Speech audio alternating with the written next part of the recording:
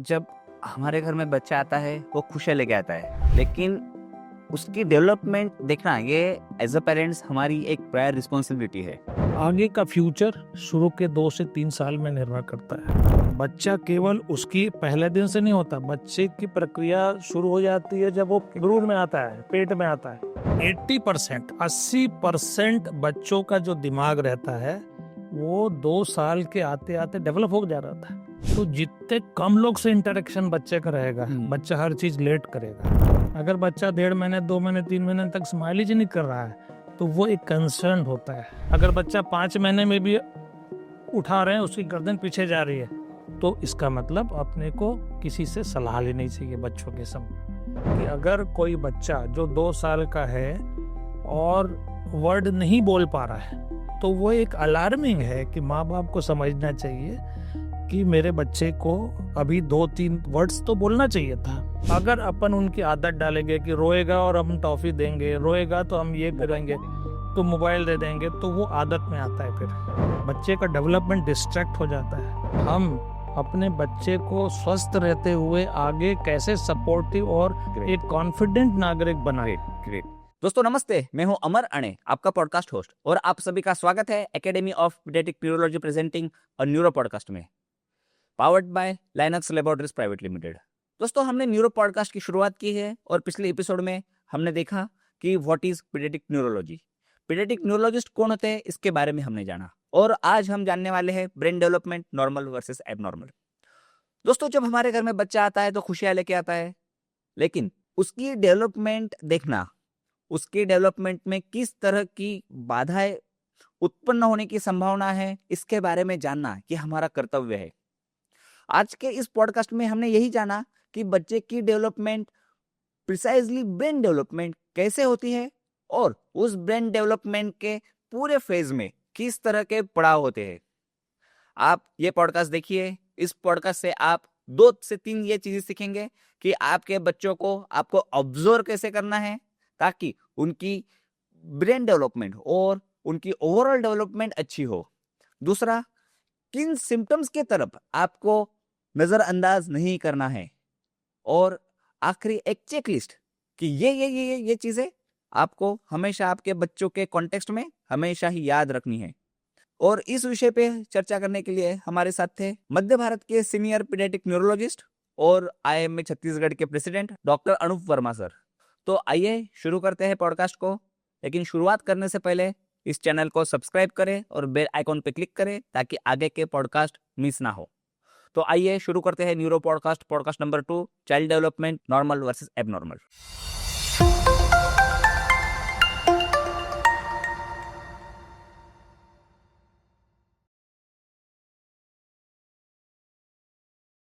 Sir नमस्ते, podcast में आपका स्वागत है।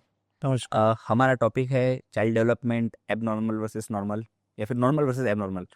और ये बहुत ज़रूरी विषय है सर कि जब हमारे घर में बच्चा आता है वो खुशियाँ लेके आता है, लेकिन उसकी डेवलपमेंट देखना ये एज अ पेरेंट्स हमारी एक प्रायर रिस्पॉन्सिबिलिटी है। और बहुत बार हमें प्रिसाइजली पता नहीं होता कि एग्जैक्टली क्या डेवलपमेंट देखना चाहिए। तो इस कॉन्टेक्स्ट में मैं आपको सवाल इस पर्टिकुलर पॉडकास्ट में करने वाला हूँ। तो मेरा सर पहला ही सवाल है कि ये चाइल्ड डेवलपमेंट क्या होती है, मतलब जिसको हम चाइल्ड डेवलपमेंट बोलेंगे। देखिए, चाइल्ड डेवलपमेंट जो रहता है एक सतत प्रक्रिया है, लगातार होने वाली प्रक्रिया है, डेवलपमेंट है, जिसमें न केवल भौतिक विकास होता है, इसमें मानसिक विकास भी होता है, बोलचाल का शुरुआत होता है, उसमें मैच्योरिटी आती है, सोशल जो प्रक्रियाएं रहती है, सामाजिक व्यवस्थाओं में भी बच्चों का उसमें वो सीखने को मिलता है। तो ये 4 चीज़ें जो हैं बहुत ज़रूरी हैं, जिसमें कि आपका फिजिकल हेल्थ हो गया, मानसिक मेंटल हेल्थ हो गया, कॉग्निशन हो गया, सोचने समझने रिएक्शन करने की क्षमता, सोशलाइजेशन हो गया। तो ये सब चीज सब मिला करके डेवलपमेंट होता है। केवल लंबाई बढ़ गई, चौड़ाई बढ़ गई, उसको डेवलपमेंट नहीं बोलते। बराबर सर। तो अभी इसके कोई स्टेजेस या स्टेप्स होते हैं कि हम आइडेंटिफाई करें कि ये चाइल्ड डेवलपमेंट है। और इस पहले सवाल को मेरा काउंटर क्वेश्चन ये भी था कि चाइल्ड डेवलपमेंट कितने दिनों की, कितने सालों की प्रक्रिया होती है। देखिए, जब तक बच्चा चाइल्ड रहेगा जब तक उसकी प्रक्रिया चलेगी। चाइल्ड का मतलब होता है 18 साल। 18 पीडियाट्रिक्स में 18 साल तक हम लोग बच्चों को देखते हैं, पर ओवरऑल बच्चों का जो एक समय रहता है, जैसे 1 साल से 0 से 1 साल तक का जो प्रक्रिया रहती है, 1 साल 1 साल के लिए उसको इन्फेंट पीरियड बोलते हैं। उसके बाद 1 साल से जो 3 साल का पीरियड आता है उसको टॉडलर्स बोलते हैं। फिर 3 साल से 5 साल का जो पीरियड रहता है वो प्री स्कूल एज ग्रुप में आ जाता है। फिर 6 साल से 10 साल वाली जो पीरियड रहती है वो स्कूल वाली पीरियड रहती है। फिर आपका 11 साल से जो 18 साल वाला पीरियड है जिसको वयस्क एडोलेसेंट पीरियड बोलते हैं। तो ये ब्रेकअप है और हर पीरियड का अलग महत्व है, पर खास कर जो महत्व जो रहता है पहले 1 साल, पहले 2 से 3 साल में ज्यादा रहता है, क्योंकि उसी में सारा डेवलपमेंट होता है। मानसिक विकास, शारीरिक विकास, आगे का फ्यूचर शुरू के 2 से 3 साल में निर्भर करता है। मतलब सर पहले 2 से 3 साल वो बहुत इम्पोर्टेंट बहुत इम्पोर्टेंट है। और मैं आपको बताना चाहूंगा कि 2018 में भारत सरकार ने और एक यूनिसेफ ने भी एक बड़ा इम्पोर्टेंट प्रोग्राम शुरू किया था, first 1000 days of child development या 1000 डेज ऑफ न्यूट्रिशन। बच्चा केवल उसकी पहले दिन से नहीं होता, बच्चे की प्रक्रिया शुरू हो जाती है जब वो भ्रूण में आता है, पेट में आता है, तो 9 महीने तो वो ऑलरेडी निकाल चुका है। उसके बाद 365 दिन, उसके बाद 365 दिन, ये मिला करके 1000 डेज होते हैं। तो 1000 डेज मतलब 2 साल का बच्चा 1000 डेज निकाल चुका रहता है। उसमें 9 महीने तो वो पेट में निकाला रहता है, और पेट में भी वो बहुत सी चीजें सीखता है, डेवलप होता है, तो शरीर बढ़ता है, मैच्योरिटी आती है। तो वो उसका देखना भी हमारे लिए, समाज के लिए, चिकित्सा के लिए, परिवार के लिए जरूरी रहता है उस पीरियड को समझने के लिए। अगर अपन चाहते हैं कि बच्चा स्वस्थ रहे, समाज के लिए अच्छा रहे, तो वो पीरियड भी बहुत इम्पोर्टेंट रहता है। माँ का खान पान का तरीका, माँ का प्रॉपरली चेकअप होना, टीका लगने का है माँ को, कोई बीमारी ना हो उनको। कुछ पारिवारिक बीमारियां भी रहती हैं, कुछ बाहर से आ जाती हैं। अब एक बच्चा जो पूरे 9 महीने पेट में निकाल रहा है, 2.5-3 किलो का हेल्दी बच्चा है, वो निश्चित रूप से आगे बहुत अच्छा रहेगा। न केवल एक 7 महीने का बच्चा आ गया तो जल्दी ना आ गए, कारण बहुत से रहते हैं। अब उनके अलग प्रॉब्लम है। एक 800 ग्राम का बच्चा आ गया, उसके प्रॉब्लम अलग रहते हैं।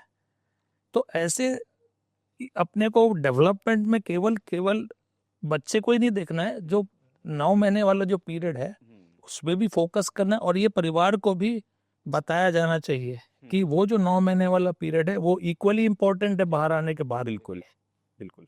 इसीलिए अच्छी तरह से परवरिश माँ की भी होनी चाहिए, अच्छा तरह से चेकअप होना चाहिए, पूरे गायनेकोलॉजिस्ट के फॉलोअप में रहना चाहिए, कहीं भी हो, चाहे सरकारी में जाओ चाहे प्राइवेट में जाओ, पर अच्छी तरह से होना फॉलो चाहिए। सर अभी आपने 1000 डेज का एक प्रोग्राम बताया। हम फर्स्ट 365 डेज जो बेसिकली परिवार के कंट्रोल में है, लेकिन डायरेक्टली क्योंकि बच्चा हमारे हाथ में नहीं है तो हमारे कंट्रोल में बहुत सारी चीजें नहीं होती। बच्चा आ गया है अभी, और अभी हम आगे के दो सालों की हम डिस्कशन करेंगे। इन 2 सालों में बच्चे के जन्म के बाद हमें डेवलपमेंट के क्या क्या स्टेजेस देखने चाहिए, और इसमें कहाँ पे एबनॉर्मलिटी आने की संभावनाएं हैं? आपने बहुत अच्छा प्रश्न पूछा है। आजकल हर जगह क्या है, न्यूक्लियर फैमिली हो गई है, मदर और फादर और एक बच्चा, कोई ग्रैंड पेरेंट्स साथ में नहीं रहते, बहुत कम परिवार में न्यूक्लियर फैमिली जो बोलते हैं, आजकल का ट्रेंड वो है। यस। तो जितने कम लोग से इंटरेक्शन बच्चे का रहेगा, बच्चा हर चीज लेट करेगा। अच्छा। पुराना जो जमाना था जब 10 लोग एक परिवार में रहते थे, 2-4 बच्चे इधर खेल रहे हैं, लड़ाई हो रहा है, झगड़ा हो रहा है, वो डेवलपमेंट एक अलग से रहता है, वो एक अलग जो फैक्टर्स भी डेवलपमेंट में बहुत कंट्रीब्यूटरी है, वो निश्चित रूप से कंट्रीब्यूट। एक बच्चा केवल माँ बाप का चेहरा दिख रहा है और उसे कुछ मालूम नहीं है, और एक जगह 10 लोग उठा रहे हैं, बात कर रहे हैं, ये कर रहे हैं, तो स्टिमुलेशन जो है डेवलपमेंट में, स्टिमुलेशन का बहुत रोल है। बात करना, देखना, चिल्लाना, सीखना, इंटरेक्ट करना, एक्शन से बहुत सी चीजें समझ में आती बच्चे को, तो ये चीज है। तो ओवरऑल अपन ये भी मैंने इसलिए बताया कि जो नए माँ बाप रहते हैं, जो अकेले रह रहे हैं, उनको बहुत सी चीज नहीं मालूम, पर जो उनके साथ दादा दादी नाना नानी बैठे हुए वो बहुत बता देंगे कि देखो ये हमको मुझे ठीक नहीं लग रहा है, दिखाओ डॉक्टर साहब को जा करके। तो जो जनरली अपन मानते हैं कि जो 1.5 महीने का जो बच्चा रहता है वो सोशल स्माइल बोलता है, देख करके एक थोड़ा सा स्माइल करना, वो शुरुआत हो जाती है। अगर बच्चा 1.5 महीने 2 महीने 3 महीने तक स्माइल ही नहीं कर रहा है तो वो एक कंसर्न होता है। ओके। दूसरा, जब बच्चे की गर्दन संभलती है, हाँ। और तो बच्चे की गर्दन कब संभलती है? 3 महीने से शुरुआत हो जाती है। 3 महीने से कम 5 महीने तक वो गर्दन संभाल लेना चाहिए। अगर बच्चा 5 महीने में भी उठा रहे हैं, उसकी गर्दन पीछे जा रही है, तो इसका मतलब अपने को किसी से सलाह लेनी चाहिए बच्चों के समय।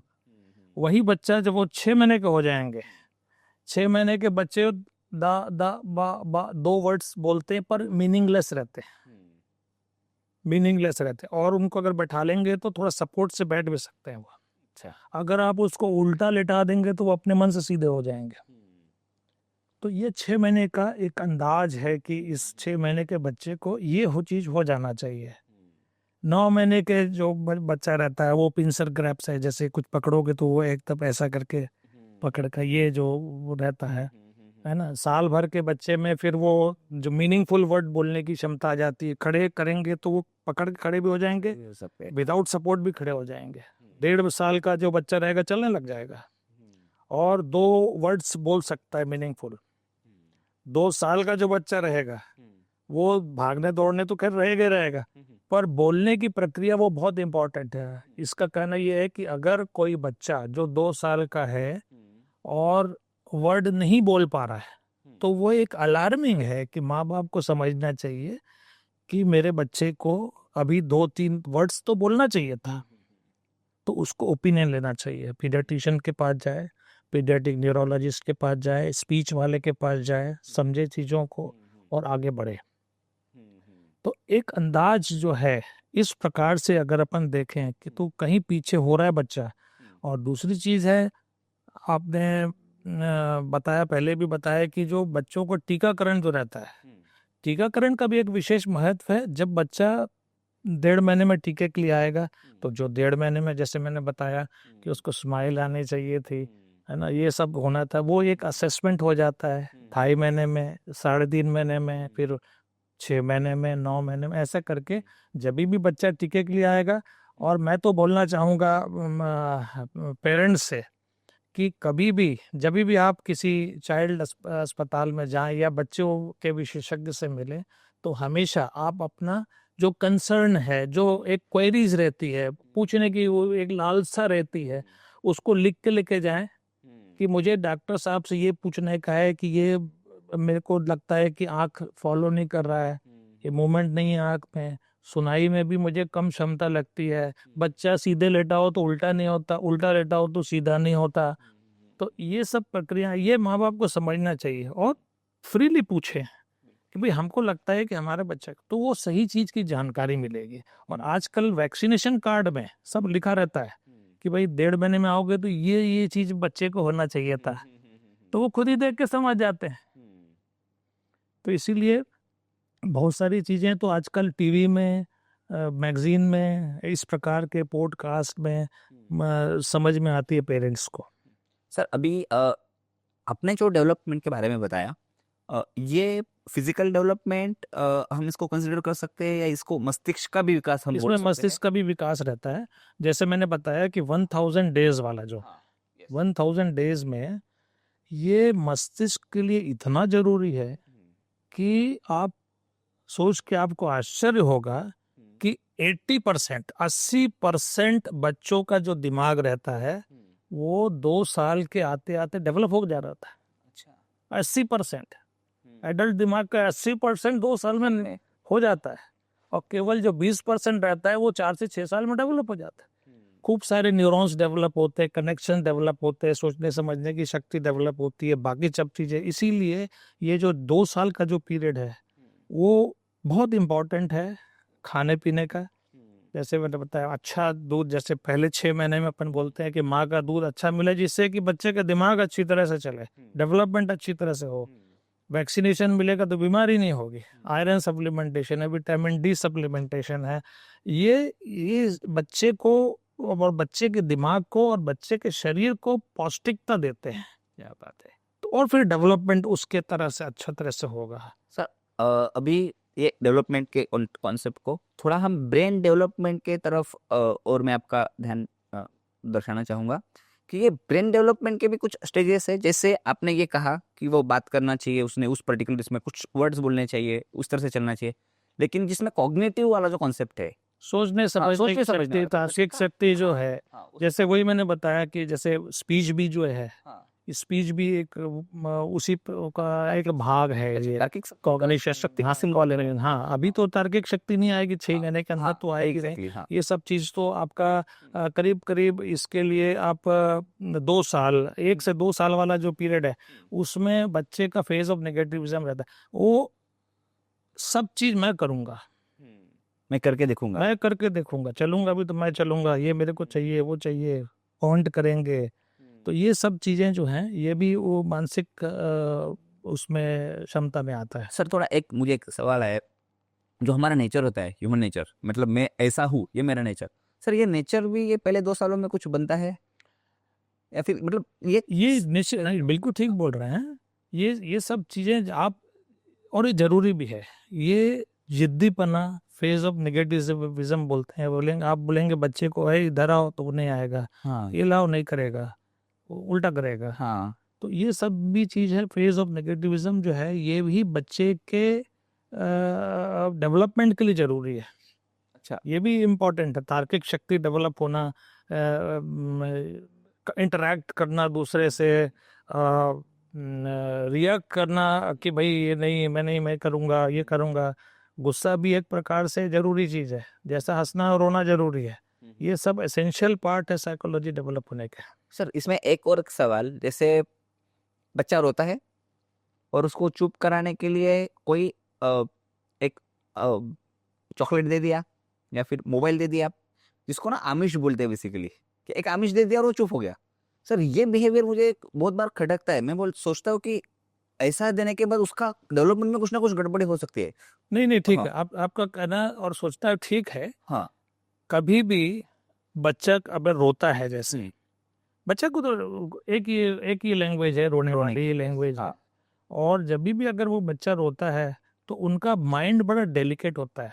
उनको डिस्ट्रैक्ट अपन कर सकते हैं कि कुछ भी इधर उधर की बात कर दिए, दिखा दिए, उधर कर दिए, तो वो भूल जाते हैं। तो अगर अपन उनकी आदत डालेंगे कि रोएगा और हम टॉफी देंगे, रोएगा तो हम ये करेंगे, तो मोबाइल दे देंगे, तो वो आदत में आता है। फिर वो आपको उसी पे ही वो सेटिस्फाई होंगे कि वो मोबाइल ही दो तभी हम चुप होंगे, टॉफी दो तभी हम चुप होंगे। तो ये चीज बच्चे के स्वास्थ्य के लिए भी ठीक नहीं है। और आजकल तो अपन मान के चलते हैं कि 3 साल के 4 साल के नीचे अपन को कोई स्क्रीन टाइम नहीं है, जबकि आजकल बच्चे मोबाइल ही बैठे रहते लेकर के, खाना नहीं खा रहा, मोबाइल दिया, मोबाइल दे दिया। तो ये सब डेवलपमेंट में बहुत असर करता है। बच्चे का डेवलपमेंट डिस्ट्रैक्ट हो जाता है। अभी हम लोग देखते हैं, जैसे हमारे अस्पताल में भी बच्चे एडमिट रहते हैं, छोटे बच्चे हैं।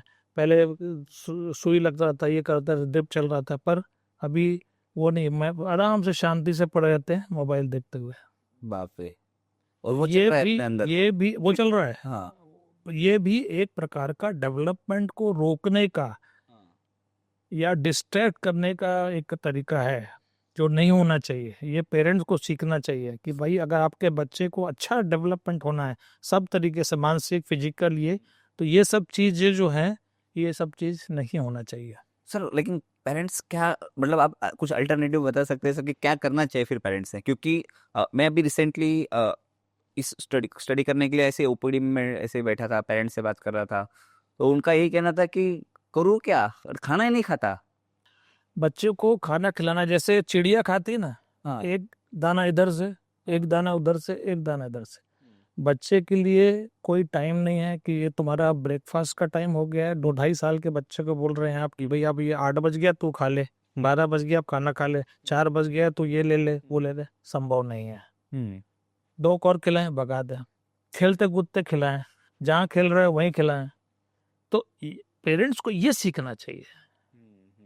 खिलाने का तरीका आप सोचोगे कि टीवी दिखा देंगे, मोबाइल दिखा देंगे और खा लेगा और भूख पेट भर जाएगा, तो संभव नहीं है। और उसमें और तरीके बदल जाते हैं फिर। सर एक इम्पोर्टेंट, बच्चे सोते हैं, sleep is very important. How much sleep is important and what is the role of sleep? Sleep का रोल क्या है ब्रेन डेवलपमेंट में, क्या बताना चाहेंगे सर? बहुत अच्छा प्रश्न है ये आपका। एक नॉर्मल जो पैदाइश बच्चा जो पैदा हुआ है वो तकरीबन 18 घंटा सोता है, 18 आवर्स। और जो स्लीप के जो साइकिल्स रहते हैं, स्लीप साइकिल्स जो रहते हैं, एक रैपिड आई मूवमेंट फेज रहता है, एक non rapid eye movement phase रहता है। दोनों शरीर के लिए और उसके लिए बहुत ज़रूरी रहता है। ब्रेन डेवलपमेंट के लिए स्लीप तो बहुत ज़रूरी है। सारे कनेक्शन, सारे डेवलपमेंट तो स्लीप के दौरान होता है। मैक्सिमम आपका डेवलपमेंट ब्रेन का स्लीप में होता है। इसीलिए स्लीप तो कंफर्टेबल स्लीप होना चाहिए, जिसको अपन स्लीप हाइजीन बोलते हैं। स्लीप हाइजीन मतलब लाइट एकदम डिम, टीवी चल रहा है, पटाखे फूट रहे हैं, दस लोग घूम रहे हैं आसपास, है ना, बिस्तर में सिलवटें पड़ी हुई हैं, ठीक नहीं है बिस्तर। तो स्लीप हाइजीन बच्चे के लिए इम्पोर्टेंट है। ये मदर फादर को जानना चाहिए। मदर फादर को ये भी जानना चाहिए कि टाइमली उसका सेट करें, टाइम सोने का उठने का टाइम सेट करें। ये तो आपको करना है, बच्चा नहीं करेगा। ये तो माँ बाप को करे। जो माँ बाप को जैसा बच्चा चाहिए वैसा उसको मेहनत करना पड़ेगा। का क्या कब खिलाना है, क्या खिलाना है, ये माँ बाप अभी शुरू में तय करेंगे, तब बच्चा उसको फॉलो करेगा। एक बार उसकी आदत डल जाएगी तो फिर उसको छेड़ना तो फिर सिर दर्द हो जाता है माँ बाप। सर बहुत से पेरेंट्स का ये क्वेरी होता है या कंप्लेंट होती है, कंप्लेंट के तौर पे बोलूंगा, कि बच्चा रात को नहीं सोता, दिन भर सोता है, रात को नहीं सोता, और माँ बाप की नींद खराब हो रही है। आजकल ट्रेंड ये है कि जो पहले की जो वो प्रथा थी कि 8 बजे 10-9 बजे सब सो जाते थे, आज उल्टा हो गया है। 10 बजे से उठते हैं, रात में 1 बजे तक जगते हैं। रात में 1-1 बजे तक टीवी चलता है घर में, पार्टी होती ये होती। तो बोलने का मतलब ये है कि इस प्रकार से परिवार में अगर अच्छा वातावरण है, परिवार में अगर अच्छा वातावरण है, हाइजीन वाला वातावरण है, समय का वातावरण है, डिसिप्लिन वाला वातावरण है, तो बच्चे निश्चित रूप से अच्छे निकलेंगे। हर प्रकार से, मानसिक रूप से भी, शारीरिक रूप से भी, और बाकी सोसाइटी के लिए भी एडजस्टेबल और एक बहुत अच्छा पावरफुल एक सिटीजन बन सकता है। सर अभी हमने एक जनरलाइज 1000 डेज के बारे में डिस्कस किया। एक कॉन्सेप्ट है बेसिकली जो ब्रेन डेवलपमेंट के लिए बहुत इम्पैक्ट करता है ब्रेन डेवलपमेंट पे, वो एक चाइल्डहुड ट्रॉमा किसी भी तरह का हो सकता है। एज अ पीडियाट्रिक न्यूरोलॉजिस्ट आप पेरेंट्स को क्या सलाह देंगे कि किस तरह के चाइल्डहुड ट्रॉमास होते हैं और वो किस तरह की पीडियाट्रिक न्यूरोलॉजिकल कंडीशंस क्रिएट कर सकते हैं अलॉन्ग विद साइकोलॉजिकल कंडीशंस? देखिए, ट्रॉमा तो अब कई प्रकार के हो सकते हैं। एक्सीडेंट से भी ट्रॉमा हो सकता है, ब्रेन इंजरी हो गई, किस टाइप की इंजरी है, कितने दिन तक है, किस डिग्री की है, कितने सीवियरिटी की है, और उसके हिसाब से depending upon the type of injury हो सकता है। दूसरी इंजरीज ये सेक्सुअल असॉल्ट भी जो है, this is very very important. खासकर जो फीमेल एडोलेसेंट बच्चे हैं जो बहुत ज़्यादा एक्सप्रेस नहीं कर सकते, इसीलिए बहुत से स्कूलों में हम लोग प्रोग्राम चलाते हैं, गुड टच बैड टच, किस प्रकार से जो अननोन लोगों से बात करना, नहीं करना, कितना बात करना, कैसे रखना, कितनी दूरी बनाना, पेरेंट्स से हर चीज़ कम्युनिकेट करना, ये एक बहुत इंपॉर्टेंट। नहीं तो डिप्रेशन, सुसाइड, ये सब चीज़ आम अपने को रोज देखने में मिल रही है। शिकायत के लिए, ये इसी के लिए मिल रही है। तो ये साइकोलॉजिकल ट्रॉमा जो है, they can lead to depression, they can lead to suicide.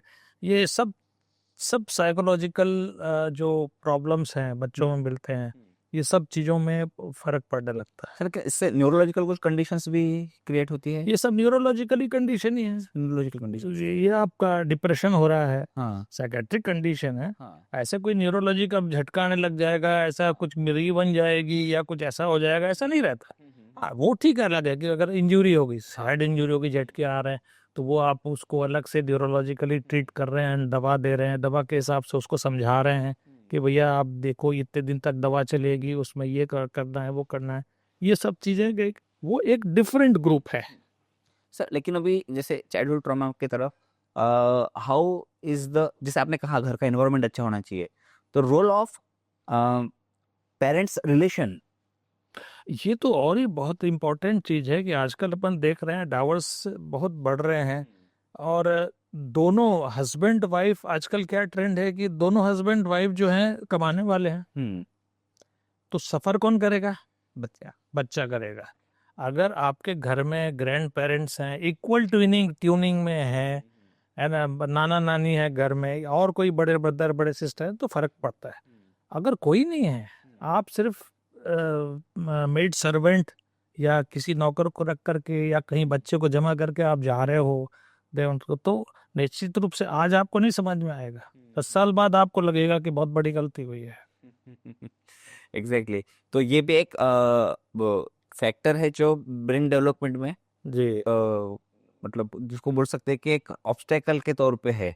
बिल्कुल बिल्कुल बिल्कुल, ये बिल्कुल ऑब्स्टेकल ही है। और जिस पीरियड में बच्चे को लव, अफेक्शन, एनकरेजमेंट, ये सब मैटर करता है। उसने 1 नंबर भी पास किया है, उसको एनकरेजमेंट मिलना चाहिए, डबल उसका एंथुसियाज्म हो जाएगा। होता क्या है, 100 में से 50 नंबर मिले हैं, आते साथ ही फायरिंग हो जाएगी, यार क्या है तुम पढ़ते नहीं हो, लिखते नहीं हो, ये तो गलत है, ये डिप्रेशन है। उसके बाद आप देखेंगे कि बच्चा पढ़ ही नहीं रहा। वही अगर आपने बोला नहीं अब गुड, आगे और अच्छा करोगे। सर एक सवाल है, मतलब हम कंक्लूजन की तरफ आ रहे हैं, लेकिन एक सवाल ऐसा है कि ठीक है मैं स्कूल में था, स्कूल में हूँ, मैं अच्छे से नहीं पढ़ पा रहा, मुझे पेरेंट्स मुझ पे प्रेशर ला रहे हैं, क्या है इसके पीछे कोई न्यूरोलॉजिकल कंडीशन हो सकती है कि नहीं याद रहता मुझे चीज़ों को, मैं नहीं कर पाता, आपकी पढ़ाई आपका सिस्टम नहीं पसंद मुझे, ऐसा एक वो होता है नहीं, अंदर अगर से? अगर पेरेंट्स बहुत सपोर्टिव हैं और शुरू से बच्चे को देख रहे हैं, उनको समझ में आता है कि ये तो पहले तो बड़ा अच्छा पढ़ता था, अभी थोड़ा डिविएट हो रहा है। एक बच्चा जो ऐसा है वो शुरू से ही नहीं पढ़ा है, हाइपर एक्टिव है, वो उसका चलना उठना बैठना भी थोड़ा लेट ही हुआ था, जिसको अपन डेवलपमेंटल डिले बोलते हैं, हाइपर एक्टिविटी है, ऑटिज्म आजकल इतना बढ़ गया है कि, तो वो जो चीजें हैं उसको पहले आप लोग को देखना पड़ेगा। हाँ, अगर एक बच्चा जो नॉर्मली ठीक ठीक चल रहा था, 6वीं क्लास तक तो बहुत बढ़िया किया उसने, 7वीं क्लास में आकर के वो डिस्ट्रैक्ट हो गया है।